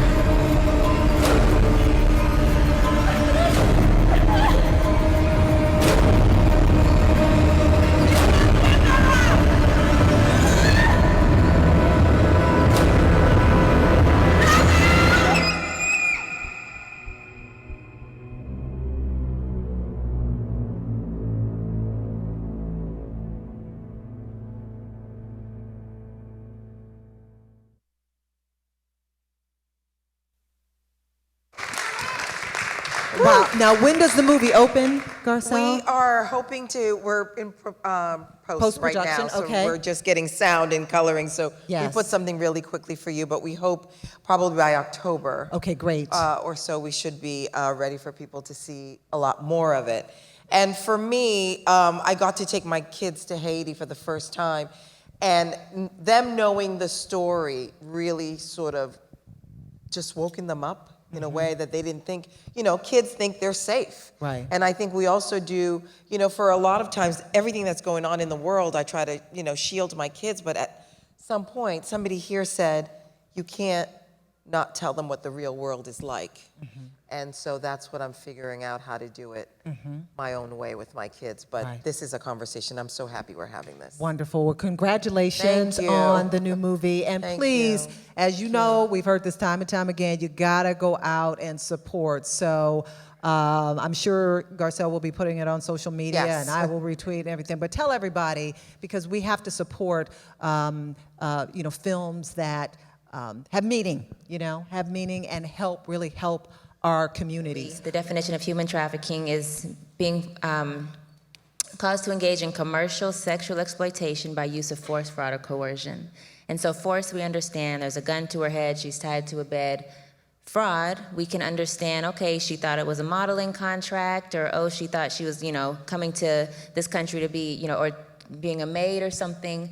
But the coercion, as the average person, we can't really wrap our minds around how someone can be manipulated or coerced into human trafficking, coerced into selling their bodies for money. And this is where, past vulnerabilities come in. For a lot of our children in the foster youth, in the foster care system, if you've never been able to call someone daddy before, and now this guy comes along and says, I'll protect you, I'll take care of you, I'll love you, you're gonna do this for me, I'm gonna do this for you, and treats it like a win-win situation. Yeah, you can hate what you're doing out on the streets, but when you come home, this is the person that says he loves you. And so people can get trauma bonded to their exploiters. And so we have to deal with that mental piece and helping our youth restore their minds. So we see that so often. And it's the piece that's hard to confront as a society, that sometimes the exploiters are showing our kids more love, or what feels like love, than Right. our parents in our villages that are supposed to be doing it. To take that, how can children be more educated? So a few things. I mean, of course, it's just educating your children in general. We educate them on sex, on drugs, on everything else, like educate them on the harms of commercial sexual exploitation and what that looks like. We also, at Saving Innocence, we offer a prevention curriculum that we're putting out anywhere and everywhere, where we cover how to identify an exploiter, what are the tactics, what's that script that he's given, what do healthy relationships versus unhealthy relationships look like. These are things, this is the conversations that we need to have with our kids. So we have the teen dating violence that's going on, domestic violence where kids think that is normal. We're actually debunking all of that, right? And we're letting them know, like, no, this is not okay. And we offer a number of different things within the curriculum. We have a 6-week that we could put in the schools. We have a 1-day that we could also do, and we have a 90-minute, and we've even condensed into a 3-day, just in case. But I think it all starts with parents and guardians and family in general getting the education. Parents need to get the education so they can hand it down to their children. And then everybody else in the community can wrap around. If you go ahead and look up Saving Innocence, like our pamphlets are over there, we'll be more than happy to get somebody connected to, you. I will say, I know Jessica has something important to share as well, but part of my story that I didn't share was when I was 18, because of everything that happened, I was suicidal. And in the middle of committing suicide, I heard God say to me, there's a way out. And so I would say that in the pit of hopelessness sometimes doesn't even feel sad. You just don't feel like there's a way out, and you don't see a way through. But it's there. And sometimes we need community, we need people, we need voices to remind us it feels like it's over right now, but it's not. There's a way past it. There's a light at the end of the tunnel. Even if we can't see it, smell it, hear it, it's a faith that it exists. And there's a way out for you. Okay. And Jessica? A lot of times, too, what I've noticed with the kids that I work with, I've felt suicidal at times in my life, and some people that were very close to me as well. And through the situations that they've gone through, and even what I've gone through, is sometimes you just need somebody to listen first and not always be so quick to have all the answers. So it's kind of like when you listen to that person, you're taking what they have to say as valuable. They're like, I'm valid. At this one point in my life, I'm valid. Right. And then you can start kind of breaking down what's kind of going on with that person. And then you can give a little bit of a suggestion or whatever it may be. But I think the really big thing is listening and forming rapport. And that's where you can definitely begin that journey. I know that with my support system, when I felt down and out, and they didn't always know that I might have felt suicidal back in the day or whatever, but they would just sit and listen to me vent. And then they would give me the advice that I really needed at that moment. So rapport and listening. Thank you. Would you guys give me 1 second? Okay. We want to present the check to Saving Innocence. So just give me a couple minutes for that. And Sydney, you know, Emily, who's in the director's booth, her daughter Sydney is an amazing vocalist. I think Sydney's 16. She's going to sing for you at the end of the program. So, yeah, we got all kind of stuff happening today, right? Hello. So congratulations to Saving Innocence for all the work that you are doing, Kim and Jessica, what you all are doing, saving so many lives. And when you hear stories, when you hear what women like Rachel and Jessica and you have been through, doesn't it just rip your heart out? Part of it is how people can be so heinous. Folks can be so heinous to prey on children and to prey on vulnerable people. I don't know what to do about that part, but you are doing just incredible work in helping to restore these souls. So thank you very, very much. Very much. Every morning I try to listen to or watch the Today Show. And they said, coming up, we're going to tell you a story about kids being lured into a van. And so I'm like, okay, great. I got to watch that for my kids. So when they came back from commercial, they were in front of colleges. So right then and there, I was like, whoa, these are not little kids. And they had a van outside. And they had a guy standing outside of the van, and he would say to students walking by, college I'm talking about, and they would go, hey, do you want to be on a reality show? And they said, get in the van, fill out this form, and when the kids got in the van, they said, give us your phone. So they could have slammed the door of the van, taken off with these young adults, and they said afterwards, they interviewed them when they said that this was just a ploy for a morning show. They said to one of the girls, why did you go in the van and give up your phone? And she said, well, I want to be like the Kardashians. They're on a reality show. So I think your question, that speaks a lot to everybody wants to be famous quick. And that's the allure because they're on magazine covers, they're on, TV shows. And I think that's something we have to also talk to kids who are in college age. But I want to can you thank our panel guests, please? Thank you, Rachel, Jessica, Garcelle, Kim, Joanne, and Tracy. A lot of great information. So this is important that we take action steps, folks. This is just going to get worse. And when Tracy told me that drug traffickers are giving up cocaine in exchange for your kids, that is just, that you should go home and just really let that marinate and just think about what can we do. Just need to spread the word, talk to our children. So I want to thank everybody for coming out. So we're going to get up. Whoever can stay, we would love to. If they can engage you in some conversation, that would be great. Y'all gonna take them t-shirts home. Y'all should have seen me online, trying to center them, getting the color We will right take and all t-shirts, that. right? Take them you better take them t-shirts home.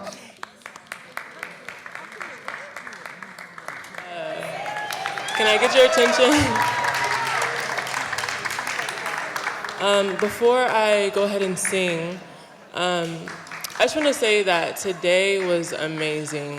Was anybody else amazed by just the stories and being able to relate, some of us? I myself am a victim and survivor of sexual abuse. So with that being said, this is an original piece, and I hope you guys enjoy it. Oh, it's called The Last of It.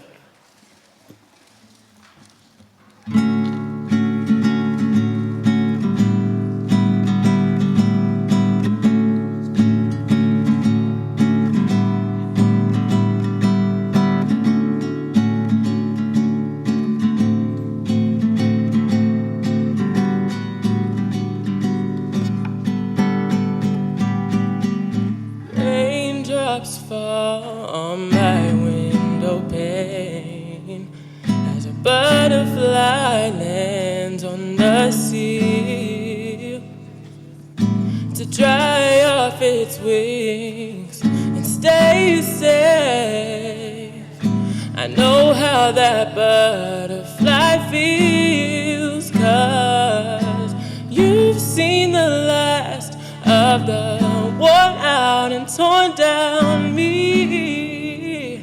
Yeah, yeah, yeah. And you've seen the last of the tired and broken me. Yeah, yeah, yeah. 'Cause this is the last of it. You've seen the last of it. This is the last of it. Change all my numbers and my address in town. Oh, I trash my tiara and put on a crown. I swore in my faithfulness, I'm ready to go. So watch out, 'cause this is a new girl running the show. 'Cause you've seen the last of the worn out and torn down me.